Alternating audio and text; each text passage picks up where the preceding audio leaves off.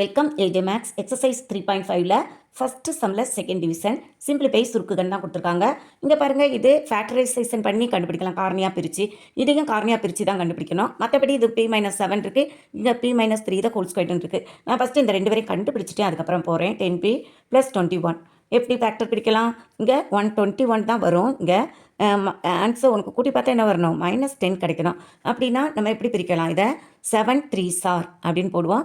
இங்கே மைனஸில் வேணுங்கிறனால ரெண்டுலேயே மைனஸ் போடும்போது நமக்கு கரெக்டாக வரும். -× ப்ளஸ் 3 7s 21 இங்கே கரெக்டாக வந்துருச்சு. இங்கே ஆட் பண்ணும்போது ஆட் பண்ணி அதே சேம் சைன் போடுவோம், கரெக்டாக வந்துருச்சு.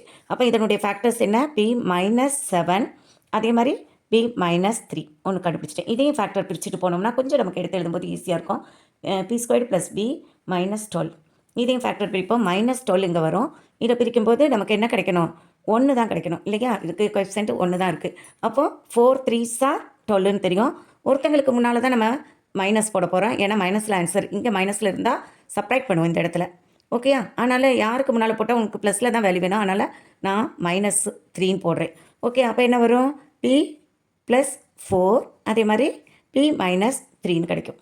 ஓகே, இனிமேல் நம்ம கரெக்டாக எழுதி அப்ளை பண்ணிடலாம். P² - 10B + 21 /B-7 into B² + B-12 /P-3 the whole square equal to எப்படி எடுத்து எழுதலாம்? இங்கே இதை பிரித்து வச்சுருக்கோம். ஏற்கனவே P-7 into P-3ன்னு வச்சுருக்கோம்.